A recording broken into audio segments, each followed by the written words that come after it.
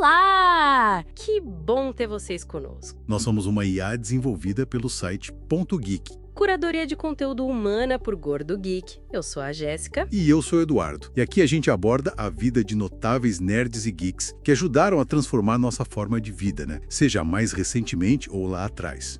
Olha, hoje a gente vai fundo na história de uma figura bem complexa, né? Pavel Durov. Ah, sim. O nome por trás de gigantes digitais, como o VKontakte, o VK. Isso, e claro, o Telegram, que muita gente usa hoje em dia. Exato. Ele é conhecido, às vezes, como o Mark Zuckerberg russo, mas acho que a marca registrada dele é mesmo essa defesa quase radical, né? Da privacidade e da liberdade online. Totalmente.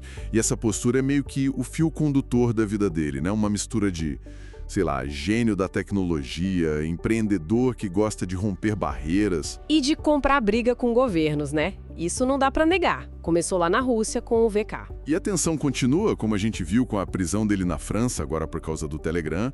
É uma história cheia de, reviravoltas. Com certeza.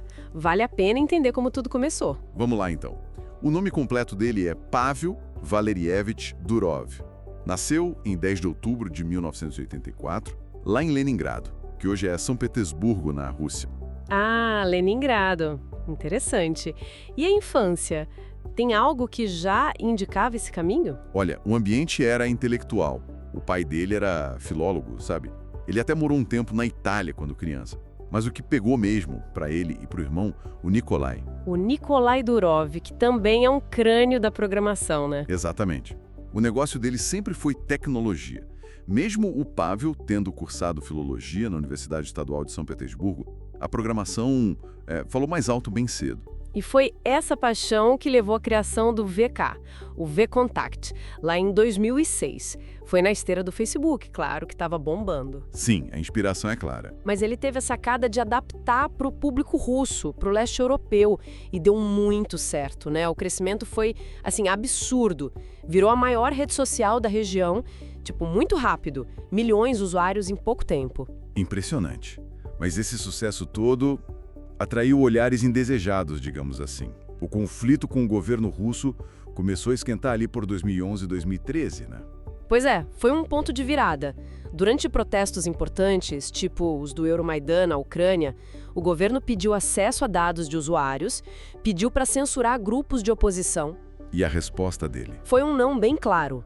Dizem até, e isso é um fato curioso, que a resposta oficial dele lá no VK foi postar a foto de um cachorro mostrando a língua para as autoridades. Nossa, que ousadia. Mas isso teve um custo, imagino. Ah, teve. A pressão aumentou muito, ele foi perdendo o controle acionário do VK, que acabou caindo nas mãos de empresários ligados ao Kremlin. E a situação ficou insustentável para ele. Totalmente. Em 2014, ele foi meio que forçado a vender a parte dele e, mais que isso, a sair da Rússia. Chegou a dizer que o país era incompatível com negócios na internet. Uma declaração fortíssima. Mostra que ele colocou os princípios acima de tudo, né? Da conveniência, do dinheiro, sem dúvida. E foi dessa saída conturbada que nasceu o próximo grande projeto dele, também com o irmão Nikolai. O Telegram, em 2013. Que já nasceu com uma proposta bem diferente do VK, né? O foco aqui era outro. Completamente. Segurança e privacidade acima de tudo. Essa era a bandeira desde o começo. E como eles buscaram isso na prática? Com tecnologia, imagino? Principalmente. Eles criaram um protocolo próprio, o MT-Proto. Implementaram criptografia de ponta a ponta nos chats secretos, aquela que, em teoria, só quem envia e quem recebe consegue ler, né? Certo? E as mensagens que se autodestroem também vieram daí. Também. E a infraestrutura distribuída pelo mundo ajudou na velocidade e para dificultar bloqueios governamentais, além dos recursos que fizeram sucesso. Canais, supergrupos, bots, a plataforma aberta para desenvolvedores. E o resultado foi? Outro crescimento explosivo. Exponencial. Passou de 1 bilhão de usuários ativos mensais recentemente. E o mais incrível, segundo eles, 100% orgânico. Sem gastar com marketing, só na base da recomendação e da força do produto. É uma estratégia que, de fato, funcionou. Hoje, ele opera a partir de Dubai, né? Isso. Ele escolheu Dubai, segundo diz, pela facilidade de fazer negócios, uma certa neutralidade política e, claro, menos pressão local do governo do que ele enfrentou na Rússia. Faz sentido. E essa filosofia de privacidade como direito humano, liberdade de expressão, isso guia tudo mesmo. Até o estilo de vida dele, que dizem ser minimalista. É o que se fala. Sempre de preto, né? Apesar de ser bilionário. E ele coleciona cidadanias. Russo, São Cristóvão e Neves, França, Emirados Árabes. Uma figura global, literalmente. Mas nem tudo são flores. Teve aquele projeto ambicioso da criptomoeda, o Tongram. Ah, sim, esse foi um baque. A SEC, que é tipo a CVM dos Estados Unidos, barrou o projeto. Ele teve que devolver mais de $1 bilhão para os investidores. Foi um erro estratégico, talvez? Ou só azar regulatório? Difícil dizer. É, um tropeço grande. E as controvérsias não pararam por aí, né? A mesma privacidade que atrai o usuário comum atrai também quem quer usar a plataforma para coisas ilícitas, terrorismo, crimes variados.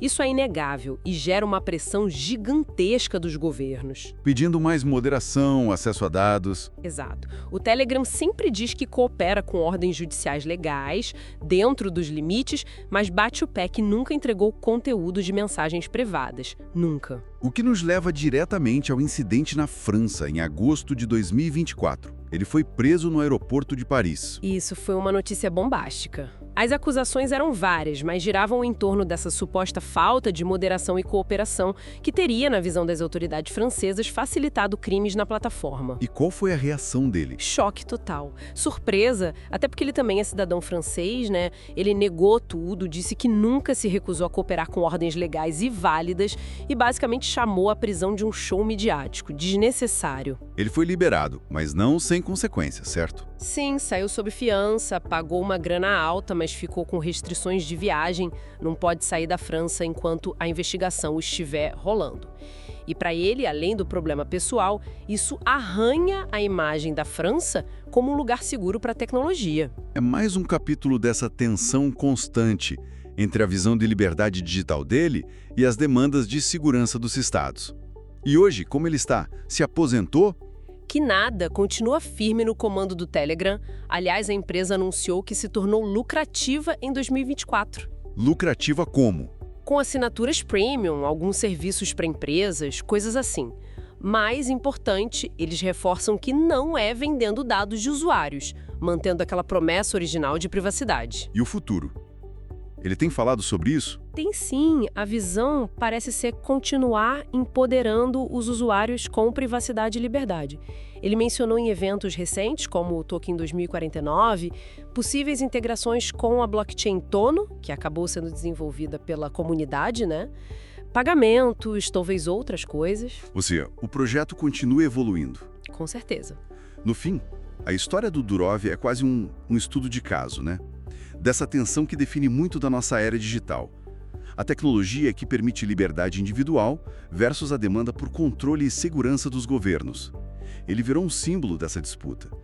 E ele parece disposto a ir até as últimas consequências por essa visão. Parece que sim. É uma postura bem inflexível, né? É verdade. E fica a reflexão, né? Conforme a tecnologia avança com mais comunicação privada, descentralizada, onde fica a linha? Qual a responsabilidade real das plataformas pelos atos de quem as usa?